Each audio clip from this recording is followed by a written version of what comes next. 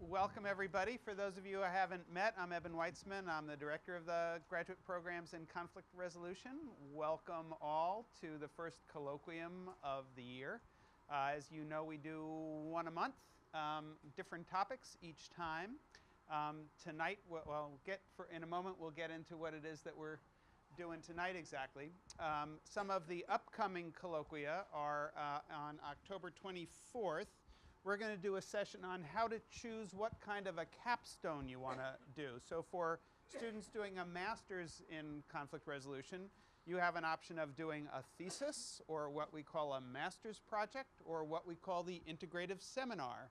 And students always struggle with figuring out what each of those things are, what the difference is between them, and how to choose. So we'll be using our colloquium time on October 24th to talk about that. And we'll have a bunch of the faculty here, and we'll have a whole conversation about the different kinds of formats for a capstone and differences among them and how to choose and pros and cons and all that stuff. So that's October 24th. Other upcoming event that you should know about is on October 4th for the whole McCormack School. So if you don't know, our conflict resolution program is part of the Department of Conflict Resolution, Human Security, and Global Governance, which also has another master's program and a PhD program in it. And we're all part of the McCormack School of Policy and Global Studies. And in that school, there's also a Department of Public Policy and a Department of Gerontology.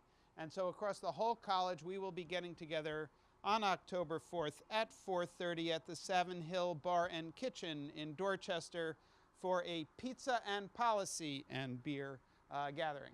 Okay, so we're going to have lots of deep, intellectually stimulating policy discussions over pizza and beer on Wednesday the 4th. Okay, so that's something to join us for. The other announcement is if you are in the conflict resolution programs, you know that you need to get credit for attending colloquia.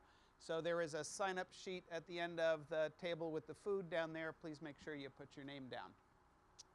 Okay. For this evening, here's what this evening is about. As some of you may know and some of you may not, the conflict resolution programs began as a certificate in then dispute resolution in 1986, and it was founded by David Matz along with our colleague Brad Honoraff. Later in '95, David and Brad decided to launch this master's program in conflict resolution, then dispute resolution, which is when I came on board. So David has been sort of the creator and at the heart of this program from the very beginning. And a couple of years ago, our colleague Darren Q, who's off in Nigeria doing interfaith peace building work right now, Darren had the long overdue thought that we ought to honor David by creating a fellowship / scholarship of some sort in David's name. After a bunch of work among some faculty members and a tremendous amount of work by Kelly Ward Mason, who you probably all know at this point, and a bunch of our alumni and students, what was arrived at was creating a fellowship that would be specifically aimed at helping students get out into the field to get real-world experience. As all of you who have been involved in the program know, that's really a central theme to this program, and we wanted to create a way to really help support students doing that because it can take money. So first round of fundraising efforts raised about $60,000, and our first round of fellows used their awards to go and out into the field to have some learning experiences this past summer. And so this evening we're going to be hearing about their experiences. To tell you a little bit more about the fellowship and its intent, David Matz.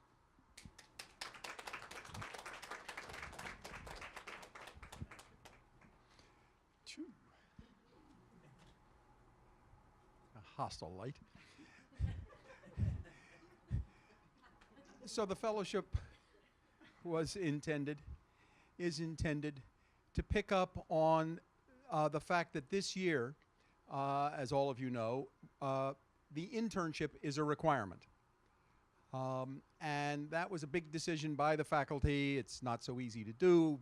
Internships don't fit in the schedules very easily all the time, getting convenient ones. is not always so easy.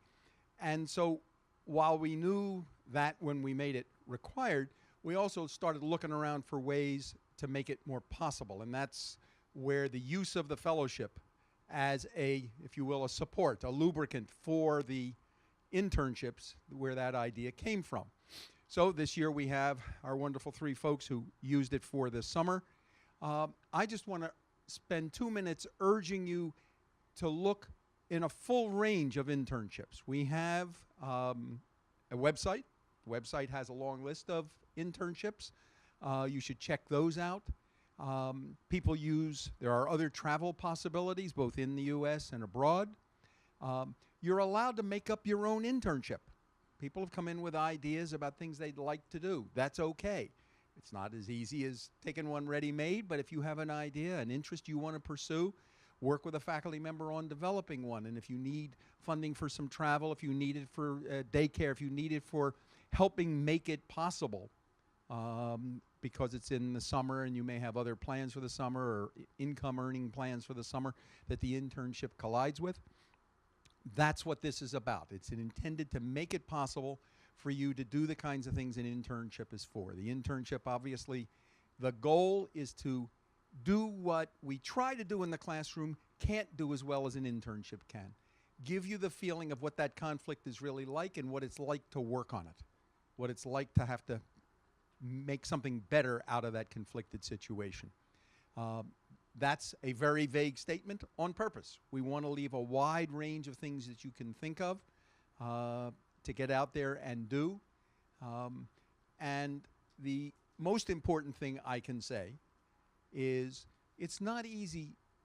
An internship isn't like picking a class. Oh, I have it, I'm done, now I'm going to just sign up, take the syllabus, and go to work. It takes planning. It takes thought. So the last thing I want to leave you with is a simple thought, simple idea. Get started now. Start looking for internships. Start looking on the website. Start talking to faculty. Start talking to the people who've already done internships. It will take some planning. But delighted that the fellowship and the alumni who have supported this fellowship, and all of you are going to become alumni, and count on us to look to you to keep the fellowship fund healthy so it's available for the next generation of students. Get started now. Thanks.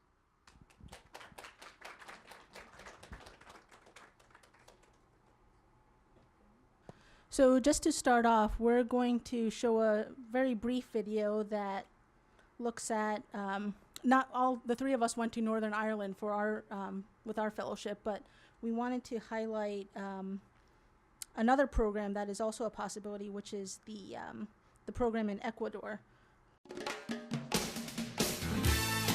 The Summer Institute in Conflict Transformation Across Borders is a joint program between 3 organizations, UMass Boston and FLACSO, which is the Latin American Social Science faculty, a graduate social science university here in Ecuador, and CIMPROC, the Center for Mediation, Peace, and Resolution of Conflict. We have the specific theme of border regions, so looking at the complexities of border regions as both sites of conflict. Sometimes this is where differences collide and really create conflict, and also as sites of opportunity and innovation. So this program has contributed to my personal goals because I'm very interested in conflict transformation issues, especially about peace building and from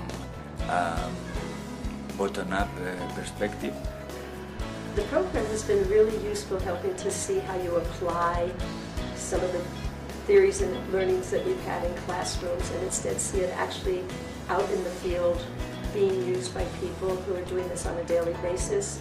Some of the contributions of some of the speakers, of their experiences, the flexibility they've had to show and the creativity and imagination, which goes beyond the book learning, has been a wonderful experience. Meeting with a lot of different people from a lot of countries and having the experience to exchange ideas with them, a lot of different cultural experiences, which for me are very enriching. It was wonderful and I learned a lot of stuff in the 3 weeks, probably more than I've learned in the 3 semesters of all my other classes in my undergrad. So I really recommend it.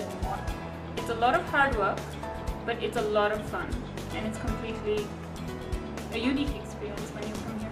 The best part of the program for me has been the ability to travel around Ecuador and get to see a bunch of new places and kind of learn outside of the classroom. We have different classes about refugees or environmental conflicts, and then we can visit places where this is going on and see with our own eyes what's happening.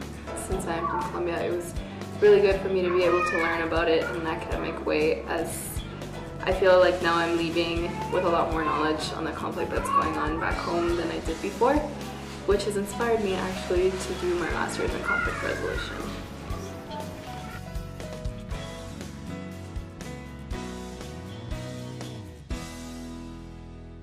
What we just saw was the program in Ecuador, which is focused on conflict transformation in border regions. Part of the background context for that is that there's, some of you particularly have studied with Jeff Pugh know, there are a lot of Colombian refugees in Ecuador near the border with Colombia, and there's a fair amount of host migrant conflict there. And so the program that you just saw gives students an opportunity to really learn about those issues in context, meeting with refugees, meeting with experts, meeting with people who do the work. And now what you're going to hear about as well is the new program we launched this past summer in Northern Ireland. Thank you. And I'm sorry, we've had Enrico and Sadia both went to Ecuador, so they're going to talk a little bit about that in part of their program. But I have only myself gone to Ireland, just so everyone is clear. I'm Josie Patterson, and I will get my master's in conflict resolution I hope, if everything goes well, next spring in 2018. But I got my certificate in about 2014, so I have been around a little bit. And one thing that I've always really appreciated about this program is the very wide diversity of the kinds of people who have been involved in it, both in terms of age, professional background. It's been really interesting. So as an older student, anybody who wants to come up and talk to me later about that, please, feel free to do that too. My own I will also say that carried on into the program in Armagh, Northern Ireland, where we were joined by, I don't know, maybe 7 or 8 people who had grown up during the conflict there. My own personal professional background is in communications and culture, and most recently I worked a little bit over a decade at the MIT Museum. So in Northern Ireland, I was particularly interested in how cultural organizations would provide visitors to the country as well as to their own country men and women with information about their recent violent history. Right now, I live in Cambridge, where I've lived for about 35 years, and I'm working with a committee to get a history and culture museum off the ground there. So I was really interested just to see how that, how in different country with different kinds of history, how that would be handled. So I arrived in Belfast a few days before the program started, and I spent several hours at the Ulster Museum there. I rented a car as well so I could get to the Free Derry Museum, which is in Derry, Londonderry. And I also went to the Armagh County Museum several times while I was there. Belfast and Armagh, where our program took place, were renowned for the violence that took place there during the Troubles. I'm not sure how many people here know about the Troubles, but if you don't, we are generally talking about the time period between 1968 and 1998. Tit-for-tat murders, bombs going off in shops, homes, milk cans, and on buses were fairly commonplace.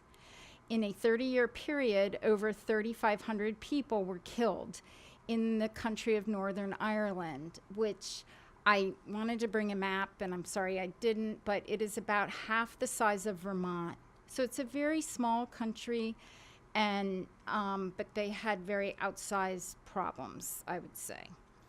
As part of this program, we were also given tours of Armagh, the surrounding towns and the countryside, and also of Belfast. From walking around to, which many of us did just on our own, I think we all found ample evidence of the militarization of the country. So it was very surprising to me to find so little about this very violent history in the main museums of Belfast and Armagh. There was one gallery in the Belfast Museum that had photographs of the conflict, and nothing in Armagh. Later, so I went to the Armagh County Museum, which is quite a very old museum there. It's small.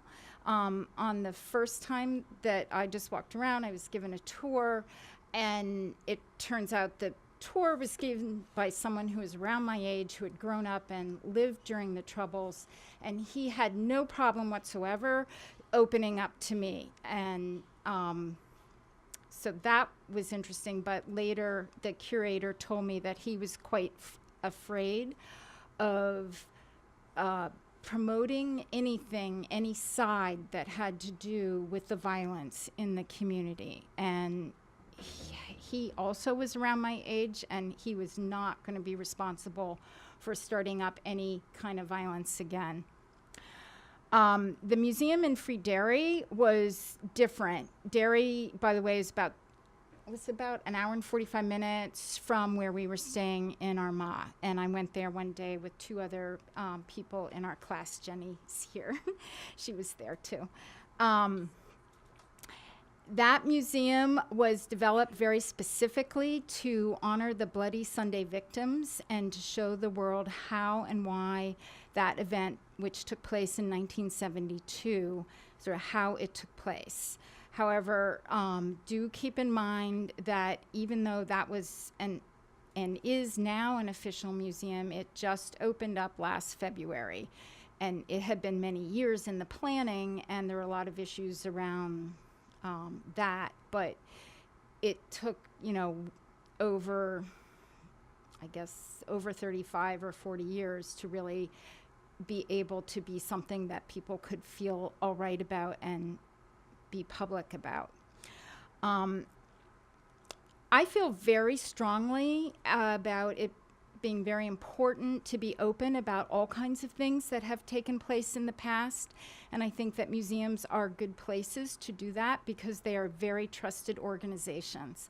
There's a lot of research that shows that people go to museums because they feel that they are places that they can trust the information that is being provided to you from there. I also think museums are important places because they have the capacity to run programs, and also, like libraries today, who are dealing with many new technologies, they are constantly reassessing how they show and talk about what it is that a community values. I also think that in the case of the Armagh curator, he should not have felt so alone. Curators are not alone in the world, and so I don't want to give the impression that I think he was correct in how he handled it, but that was his choice for now, and I think he will have other choices in the future. I'm going to close my talk today by reading something from a book that I was recommended to read before I went. I'm really glad I didn't read it until after I went. And there are so many books to read about Northern Ireland. Anybody who is at all interested in this history, it is unbelievable. There are websites and just an amazing amount of material. But I read a book called Transatlantic, which is by an Irish author named Colin McCann. And in it, he wrote about George Mitchell. He gave him a fictional kind of narrative. And he imagined what he must have been thinking when it looked like the Good Friday Peace Accords were actually going to happen. So he said, yes, we must maintain a sense of composure. The real work is only just beginning. I am quietly optimistic, hopeful in fact. We sensed all along that something could be achieved. We turn it over now to the people of the North and the South. The true nature of a democracy is its ability to say yes, even when the powerful say no. There were times when I thought we were teetering on the edge. The true verdict, he says, will belong to history. The ordinary people own it now. We could not have found peace unless the desire for it was already there. Nothing could have been achieved unless it was first wanted. Thank you. Hello, everyone. My name is Sadia. I'm a recent graduate of the conflict resolution program, pending the completion of my master's project, finished with the coursework. So my focus in the field has been looking at interfaith dialogue and peace building, and essentially asking the question of what role does religion have to play in both creating conflict and also potentially resolving conflict. And so those are the kinds of questions that I came into Ireland kind of thinking about. I wanted to obviously learn about the conflict as a whole through the people there, but also specifically, what kind of role does religion play in, again, both the creation of conflict as well as the resolution of conflict. And I want to start off by talking about actually some of the experiences that I heard from some of our Catholic participants. A few of our Catholic students, they talked to me a lot about how they identified as Catholic, but they weren't necessarily kind of explicitly practicing the traditions as, people might normally expect, such as like going through to services and things like that. But they came into Ireland wanting to gain an experience similar to me, gain an in-depth, up-close education and exposure to this conflict. And so I was when I had a conversation with one student who is Catholic, same thing, he was telling me that he didn't strongly practice, but when we were going through one of the tours, bus tours in a nearby town, there was a neighborhood, kind of like a line of houses just lined down the street. Every single one of them had the British flag, and he was telling me later on that for him, all of a sudden he felt his Catholic identity kick in, that he felt like this very deep sense of being threatened, that even though these weren't necessarily people that he knew, this wasn't a country that he knew or was exposed to before, but that he felt his Catholic identity come out very strongly and felt this real sense of threat and fear at seeing all those flags lined down. Another student was telling me how part of our program was to go to the bonfires that take place during the night before the parades. And usually at a lot of these bonfires, what they do is there's these I wish actually we had a photo, but these large stacks of wood that are, as high as maybe this building. And they put up the flags of Ireland, and they oftentimes, the one that we went to had a kind of like a replica of a politician or a leader of the nationalist movement there. And I was talking to some of them there who felt this, going there and seeing that being lit on fire and seeing how people were celebrating that this was a joyous event. Again, they felt like this sense of being threatened and this sense of real fear that they hadn't quite felt before. And even for me, even though I don't fall on either side of the, Protestant or Catholic, I could understand some of that fear. Just for me as an outsider in this particular conflict, for me it was very overwhelming. And so that kind of got me thinking into what are the dimensions, what actually defines what we call religious conflict. And there's a couple of things that I kind of concluded based on our experiences. Oftentimes, and this is kind of from my own personal experience, a definition of a religious conflict is, for me, a conflict that occurs across religious lines. So by and large, a lot of Catholics will identify as nationalists, and a lot of Protestants will identify as unionists. And this isn't 100%. There are some who kind of fall on the other side. But for the most part, those are kind of the numbers that play out. The second thing that I would argue is that there is a degree of kind of religious ignorance and bigotry. So the town that we were staying in was largely Catholic. The hotel that we were staying at was run by a Protestant family, and I was talking to the manager one night, and she was talking about how her son, who's I believe was middle school or high school age, would often face very discriminatory remarks from other Catholics, on the basis of his religion. So I would say that that's another piece of religious conflict.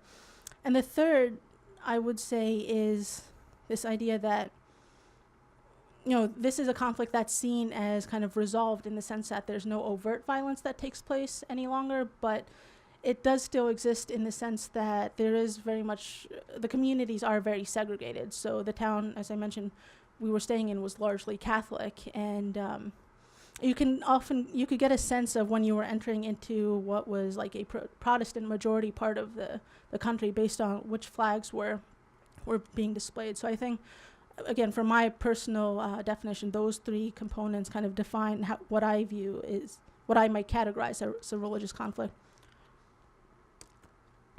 The other piece that I wanted to touch upon briefly is connecting it to the research that I'm doing for my master's project. So I'm looking at the question of how I'm investigating and analyzing how Muslim leaders in America react and respond to acts of terrorism that are committed in the name of Islam. Because oftentimes there's an expectation from Muslims in the West to respond and condemn this violence, say that it has nothing to do with us, this doesn't represent Islam, this isn't the majority of what Muslims believe and feel, things like that. And going into this program, I was very much of the mindset that Muslims generally should not fall prey or respond to these requests or these demands, really, for Muslims to get them, because there's a couple problematic implications of that. The first is that, and this was very much reflected in my interviews, there is this standard in which there's an assumption, I should say, that if Muslims are silent, if they happen not to condemn a particular incident, that is viewed as either as apathy or as condoning the terrorism, that there isn't any space to leave where, maybe they didn't have the resources to respond, or there were other incidents going on. There is this implicit guilt, and so that becomes problematic in terms of it's essentially forcing a narrative on the Muslim community. It's saying, it's not leaving the room, especially in America, where we should have these ideas of freedom of expression of religion, which we do. But for Muslims in particular, it's complicated by this fact that almost all the time when you hear about Muslims, whether it's coming from the media, whether from politicians, or even from Muslims themselves, it's often within this context of responding to violence. And so it becomes this counter narrative as opposed to creating one's own narrative of what it means to be of faith. There's also a tendency in which Muslims are only expected to respond to some acts of terrorism. I conducted 27 interviews, and in 26 of the 27, people said that they felt that there was only a demand that they condemn when the victim was European, Christian, or in the West. That they never really experienced these expectations to condemn when the victim might be Muslim or outside of the European context. And the implications of that are what I'm sort of concerned about, in the sense that it essentially says that only certain lives require a response or a recognition, but not others. And so I mention all those to say that, so this is what I came into Ireland with, this belief that there really are no benefits, in a sense, for Muslims to respond. But that was challenged quite a bit when I talked to some of the Catholics who lived in the community, who talked a lot about how, at the parades, sometimes violence isn't nearly as prominent as it used to be, but there still is sometimes incidents of violence or overt hate speech. And a lot of Catholics told me that if they only heard from Protestants saying that they condemn this, that they don't stand with this, that they're not in support for this, that would actually make the Catholic community feel much more comfortable, both living in the communities with Protestants, but also maybe even going to these parades. It's just that lack of response, that lack of engagement with that particular issue, concern that they had, was problematic for them. And so that kind of nuanced my approach to not just the research that I'm doing, but also kind of what I'm arguing in my master's project as a whole, that essentially that there are kind of the decision to condemn or not to condemn the sort of most extreme actions of whatever identity group that we belong with. There are pros and cons to that, and I'm not sure that I necessarily come out with a strong answer on that even still as I'm writing this, but I would say that looking at both of those, both the pros and the cons of each side, are important, whether we're talking about Muslims in America, in the West, or Protestants in Ireland. And I just want to close on just sort of briefly on my experience both in Ecuador, but also both in Ireland, but also in Ecuador, which is the community immersion component of this program. As was kind of mentioned earlier, we can learn a lot from kind of our professors, from our coursework, from things like that, but it is very much a very different experience going into the community, actually having the opportunity not to have these conversations with people who actually live the day-to-day experience. We might hear certain perspectives, certain angles from, again, sort of more academic resources, but actually engaging with the people who live there, they can be there to challenge our ideas and assumptions in a way that isn't always possible in the classroom. And so I just want to kind of end on that note that this piece of community immersion, I think, is very important for both our study of conflict resolution as well as the practice of it. So thank you. Hello, everyone. Can you hear me okay? So for those of you who don't know me, my name is Rico. And unfortunately, my area of research is not as sexy as history or religious conflict. My area of research is actually conflict resolution in the workplace. Like Sadia, I was also lucky enough to go to the program in Ecuador, and the Matz Fellowship allowed me to go to the program in Northern Ireland. To kind of touch on how those two things are connected, Sadia mentioned narrative, which we got a lot of in Northern Ireland. Pretty much everybody we talked to gave us their story, and we started to see the stories that each, the Protestant community and the Catholic community would kind of tell about the events that happened, about each other, and about themselves. And what really struck me about that was in Jeff's program in Ecuador, it's all about the idea of borders, right? So we're talking about land borders, territorial borders that belong to tribal groups, the border of ethnicity, of who has the right to be someplace, who does not have the right to be someplace. And for me, these things really kind of intersect in very powerful and very meaningful ways. A little bit about me, I came to conflict resolution through a degree in poetry composition, which seems rather unconnected because it is. But one thing that I did appreciate about the Matz Scholarship is that it kind of allowed me to wander into another place, and that's kind of what my mind does, probably much to the consternation of my advisor, who is Eben Weissman. So I apologize, but the scholarship has helped me to kind of be myself in the program. So on to workplace stuff. My thesis, let me see if I can remember it, is about how workplace training has an effect on interpersonal conflict. And my proposal for the Northern Ireland, for the Matz Fellowship, was I wanted to see what kind of has been happening in a community where they're transitioning from hot conflict back into peace, and how are they getting back to work. So work really is very unsexy. I was kind of bummed out at work today, but it is kind of like the core of peace, right? Like, it's what you normally do. It's how a society functions. And without good workplace relations and without companies kind of promoting better quality peace, well, then things can degenerate, maybe not necessarily into hot conflict, but it can certainly promote wider social strife.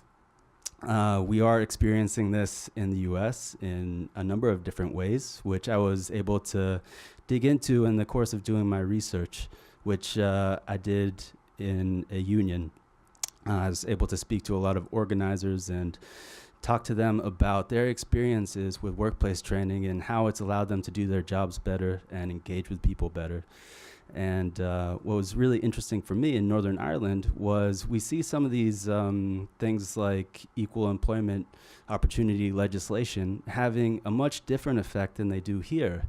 We talk about Title VII and civil rights quite a lot, but people still report workplace discrimination. Conversely, in Northern Ireland, it seems to be having this really market effect. It's allowing people to kind of get these better jobs, which invites them to send their kids to better schools, like invest in education. And so what we actually see is that there's a growing divide between the Catholics and Protestants in terms of skilled labor. So even though Catholics are in the minority, they have more skilled jobs, all right? So what that exactly means for the future, I have no idea, particularly in the context of Brexit, but you know, I did meet a lot of people who were on the ground there, who were really trying to do things to make community relations better. One afternoon, Nancy and I actually had the chance to, Nancy's over there, by the way, just in case you don't know her. We visited this really nice lady named Marianne, who was involved with the parades in the capacity of trying to get the young guys who are organizing the parades to kind of reach across the community lines and to get to relate to each other on a personal level, rather than he's a Protestant, he's a Catholic, I'm an Orangeman, and I'm not. So it was really nice to be able to see her work in action, and she was operating out of a very, very small space, but you could just kind of see the care with which she had constructed her practice and how deeply she believed in her efforts. We were able to meet some of the people that she had an effect on, and you know, it's hard to tell from a cursory interaction, but in the context of Armagh, it really did seem like people were not openly hostile to each other.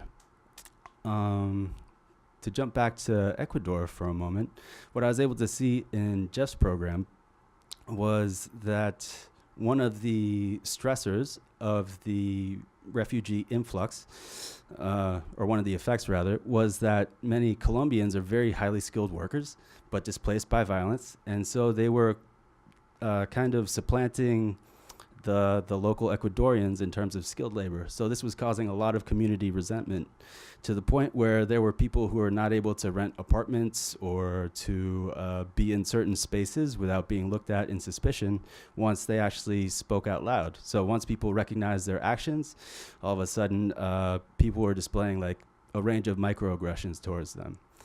So to me, what really seemed striking was, you know, this kind of central thing of work. Work has an effect on who we are, like how we think of ourselves as people, how we give ourselves meaning. And if somebody's, you know, taking our work or kind of making our work lives difficult, then that can have a wider social effect, because we do end up bringing those feelings back to our communities. Let me see. I don't have any conclusions as far as my thesis research goes yet, but I am arriving at something pretty soon, I'm pretty sure. Yeah. Can we put up that mind map thing that we had? The laptop? Okay. Oh, okay.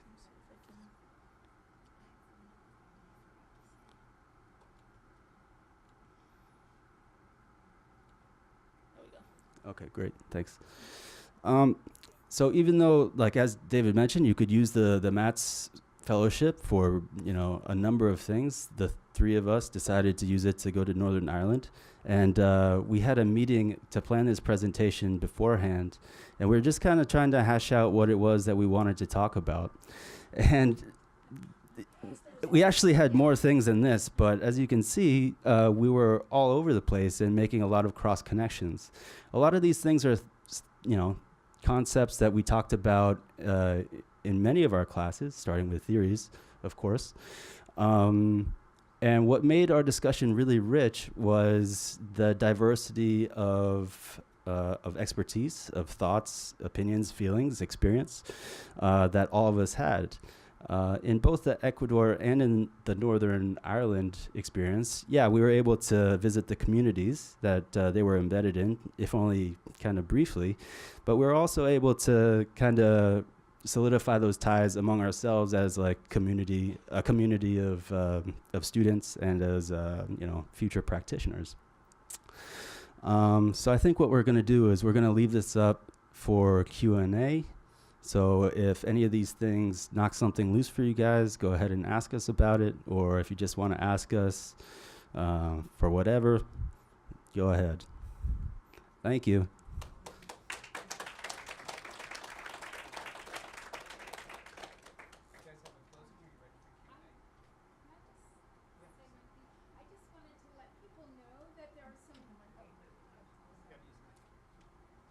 There are a number of people in this room who also went to Northern Ireland with us, so I think people should raise their hands. Okay, sorry. Raise your hands. There are other people in this room who went to Northern Ireland with us, and I also didn't say originally, I really want to thank David very much also for the fellowship opportunity, because this was one of the most profound experiences of my life. I learned so much and in so many different ways, so thank you.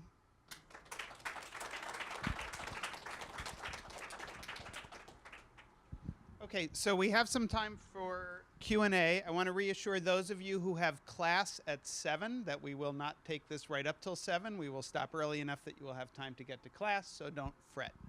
So, right. If your professor's still in the room, you're totally safe. Questions for our panel?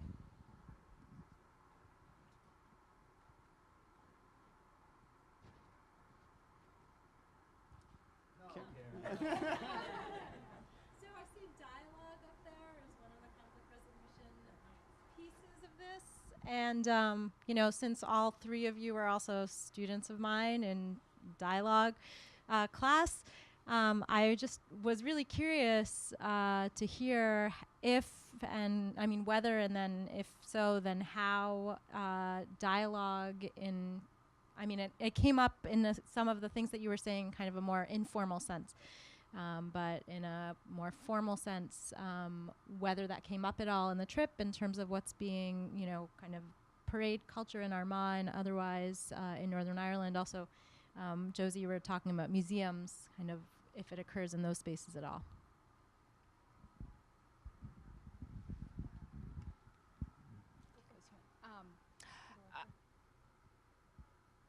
I have two reactions to your comment. One is that I found people in Northern Ireland very willing to talk about their experiences, and in an informal way. Formally, when we went to London, Londonderry, it's a city that has two names, depending whether you're Catholic or you're Protestant. You call it one or the other. Siri, by the way, called it Londonderry, which I thought was really interesting. That's the Protestant one.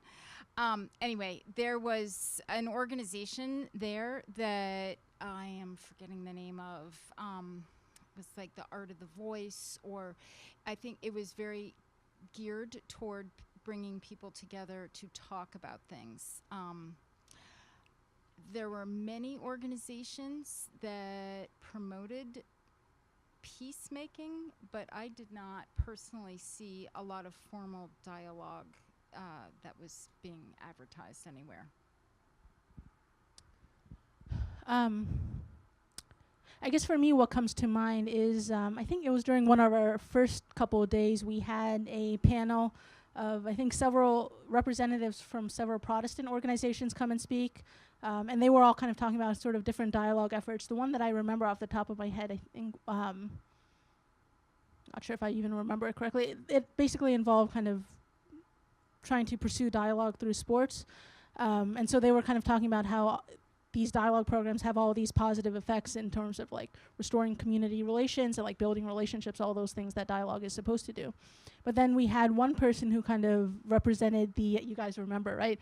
The sort of the Catholic and the nationalist side. And he said, well, wait a minute, the picture that they're all painting is as if that there's no conflict anymore, there's no violence, that there's no issues. And he very much kind of pushed back against that. And he kind of, you know, like, they had all three of them had like this nice presentation lined up, and he kind of just threw a grenade in there and like let things explode, and we kind of reacted to that. So, and this also kind of ties back to my own research in the sense that it is important, I think, to have these dialogue programs. And several of my interviewees talked about how actually one of the most prominent ways that they engage in terms of having a response to terrorism is through these dialogue programs, through building relationships, community involvement, those kinds of things, which I think is important. But and I would categorize that as one approach and not confuse it with another approach, which is kind of looking at what other political and economic factors are at play, what kind of larger structural issues of violence and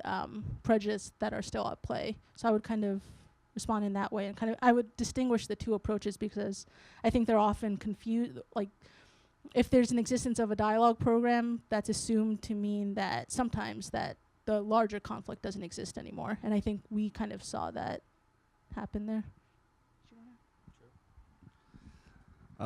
So I actually Sadia and I actually sort of took Karen's dialogue class twice. We took it 1 year, and then the next year there was that Solia online dialogue facilitation program, which was really great because it allows you to get your feet wet with some really diverse people that you wouldn't meet in real life probably. One of the things that I ended up writing about the first time around that I took the class was, this whole process of dialogue can feel very artificial. And one of the questions in the back of my mind was like, well, where would you hang this? I said that writing from, Boston, Massachusetts, where it's pretty safe and I'm not really as open to looking for places for a dialogue, right? But, in Ecuador and in Northern Ireland, there were definitely times where I kind of said, oh, that's where you plug that in, right?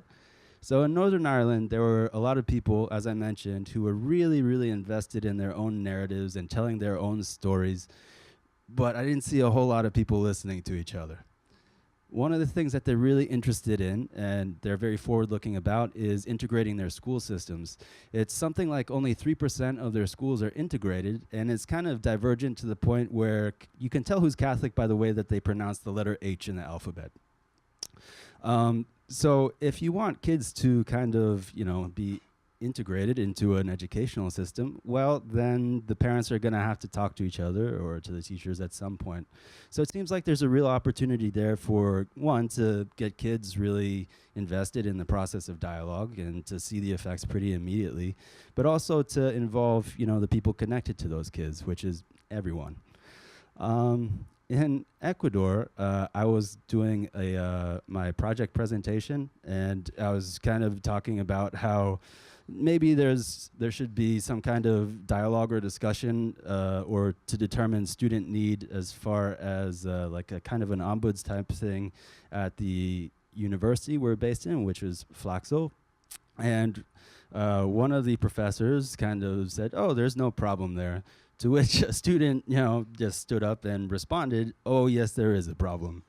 So, I wouldn't say that I would plan for a dialogue in the middle of a presentation that I'm trying to get for a grade, but Flaxo, Ecuador would be one place where you could hang that kind of dialogue. So there's definitely a lot of things that we covered in our classes here that we could see direct applicability for in the field. Like, that's definitely true. And we were kind of talking about that in our kind of planning, in our planning talk. Like, it would have been great if we could have, I don't know, done more of a formal transition from here to, Ecuador or to Northern Ireland. But, I'm sure these professors and the administrators have that all kind of, cooking away.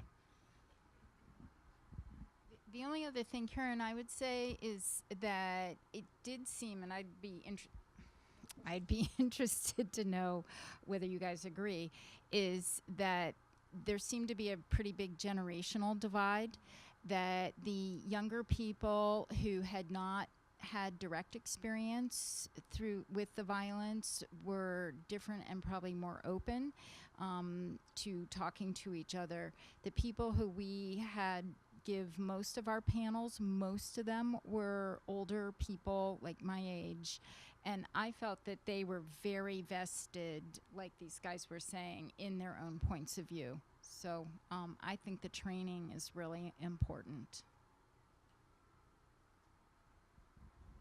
Thank you all. So, other questions that you may have, whether about the trip to Northern Ireland, the trip to Ecuador, either of any of the 3 interesting projects that you heard about? Just interested to see if you'd pick up on the last theme that you were developing. What else might the program do to help develop those 2 or other sites? But what else might have been, in retrospect, a useful way to prepare, a useful way to reflect, a useful event that might have occurred while you were there, that you can advise us on doing it better the next time?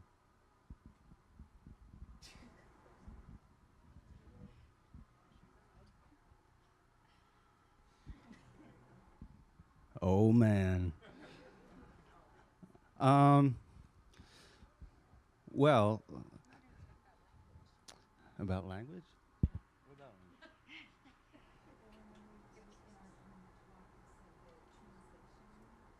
Trying to avoid a hot mic moment. Okay, so thank you. Well, what was really interesting about both of those abroad programs were we were really able to see what Jeff was like in the field, and Jeff as a translator is absolutely fantastic. Like, he was translating for hours at a time sometimes, you know, and like, you know, there were people who were kind of correcting him on these nuances and things, but by and large, he was like, you know, we'd get up early in the morning and he wouldn't stop translating until late at night. But just to see him to like draw together all of these complex variables and be teaching us about conflict resolution and be involved in this thing was pretty amazing. So having the ability to peek over his shoulder and see what that's all about, that's great, but I don't know how to do any of that, right? I'd love to, though. We also kind of got to peek over Marie's shoulder a bit to see who she had made contacts with on the ground and the kind of program that she had pulled together in this particular setting. And, well, I don't know. I guess not everybody in the room has met Marie, but, you know, sometimes you wonder, what would she be like in the field? You know, it's very interesting. It's interesting to see how the role of personality really figures into making these things happen. And I'm not sure how you would go about teaching that, but I'm glad to see that there's already programs like, you know, you've got these internships happening, getting people ready for research methods, you know, all kinds of things. So I don't know that there's any one concrete thing, but I think that there's a lot of stuff happening right now that's moving in the right direction. This might not answer your question. If it doesn't, I'm sure you'll let me know. So one of the things that that I really appreciated with what Marie did was she worked very hard at having different members of the community come and speak to us. So we had some days like back-to-back panels and also a lot of back-to-back tours. And I asked her about this. I think I said to her at some point, I said, you know, I noticed you're not really actually doing that much teaching, or at least not as much that I'm used to, having had her for a full year straight. And she said that was very intentional in the sense that she wanted people, she knew that a lot of us were coming into this not having a strong, you know, not having taken a class like this. It was the first time for many of us. And so she said what she wanted us to have the experience of was just to see what the community had to say and kind of not kind of say what she knew or what she had done. She would interject that as the 10 days went on. But in the immediate first few days, she really just let everyone else kind of speak for themselves, which I think was helpful because it's not that she was absent. She was still there very much as a guide if we had questions or if we needed to process things. but for the most part, she just kind of let the community, the conflict speak for itself. And I think, at least speaking for myself, and I think for a lot of people, that was very helpful, and it really helped us kind of make sense of it on our own, but also with her assistance as well. So I think that approach, and I would say Jeff has that approach as well, which I think is very helpful in these particular types of community immersions programs. So for those of you who don't know, I realize it wasn't said explicitly who Marie is that's being referred to. So Marie Breen-Smith was with us as a visiting professor for the last 2 years. She's the person who designed and launched this Northern Ireland program, and although her 2 years with us is up, she's going to continue to run this Northern Ireland program for us in the summers. That's our shared expectation. We hope that we're going to have opportunities to get her back here to teach on other occasions. So that's who's being referred to here as Marie. Marie also is from Northern Ireland and had worked there both as a professor and in other capacities for over 30 years. David, I'll just give you 2 ideas. One was, I personally would have liked to have heard a little more from schools or education, just from another generation. I did feel like it was a little lopsided in terms of just not being able to talk to people who are formally involved in education there. And the other idea that I had is now slipping my mind. What? Girls? Gender? Oh, well, I think we should ask other people who are in the program. Yeah.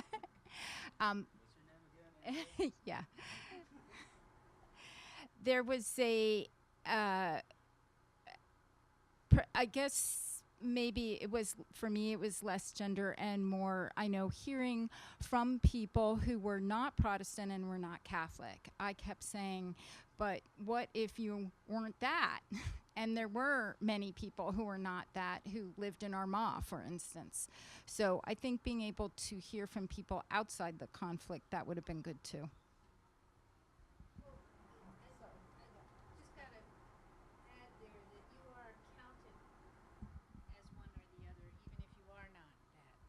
I don't know if everybody heard that. You are counted as either Catholic or Protestant, even if you are, quote, not that. For example, Marie made it very clear that she's an atheist, yet she is counted as a Catholic. So, and an underlying thing here is that it's not so much about the religion, though that's a piece of it. It's more a political affiliation, described as Protestant or Catholic. I'm going to run over here.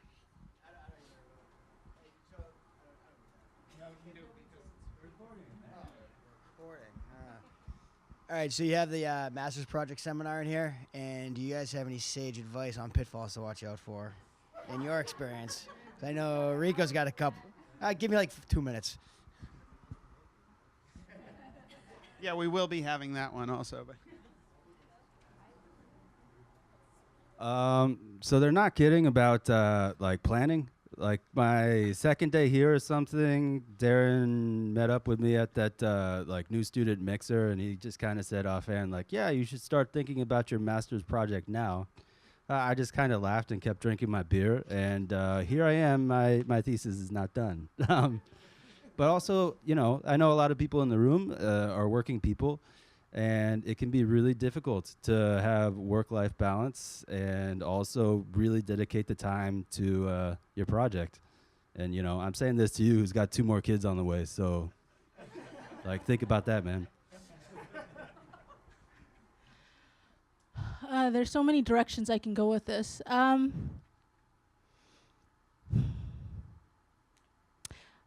would say also being on the December graduation cohort, I can also say that, you know, not only planning in advance, but really spending time each and every day to make sure that you do something with your MP is very important, because in, you know, in the course of the school year, you have, I mean, even the classes themselves are a lot of work, and you can, and in a sense, those feel more urgent because, you know, those have deadlines attached to grades, which are attached to classes, whereas the MP or the thesis is a year-long process. So it's very easy to say, you can just push that back after this test, after this paper, whatever. But really, I think it's important to make it, your own kind of assignment, because that's really what's going to bite a lot. And along with that, I would say, I don't know I have a sense of where you guys are in terms of like choosing your topics. I would say, and I'm sure Eben and Karen I know I'm hitting some nerves right now with all the laughs. And I think it's true for like everyone in our cohort. Like everyone started with this very giant image of like and Karen can speak to this as well, she went through it with us. We start with this very giant idea, but the more specific you can tie it down to, the better it is. So like for me, I was looking at my topic is investigating and analyzing how Muslim leaders in America respond to acts of terrorism committed in the name of Islam. So you see a few specifics there. You see Muslims, you see Muslim leaders specifically, you see Muslim leaders in America specifically, and focusing in on a very specific population. In a sense, you might feel like you're not doing justice to the topic as a whole, but actually your contribution, I think, can be strongest when you really nail down the specifics that no one else has really touched upon or, pursued. So I think those are just two starting pieces. I can go on for a while, but. Yeah, my advice is to book a couple weekends away from your family.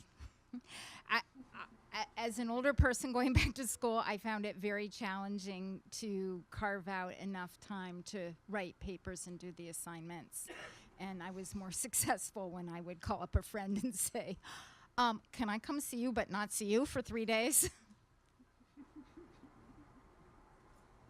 Another thing in our kind of MP thesis cohort that we talked about a lot was kind of keeping each other accountable a bit, which didn't really work out so well for the two of us. But,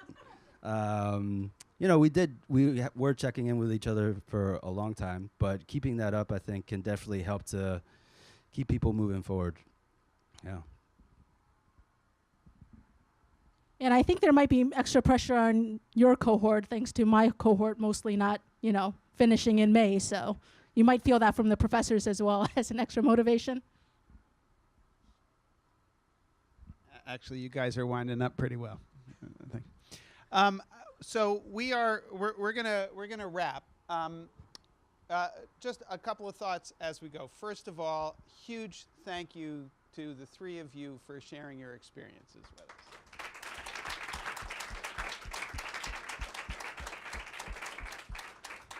A huge thank you to Kelly for driving the whole fellowship thing forward and really making it happen. And another huge thank you to David once again for starting this whole program in the first place. For allowing us to hang this fellowship thing on your name and giving it some shape. So, and finally, thank you all for coming. We'll see you October 24th to find out more about that master's project thing that they were talking about.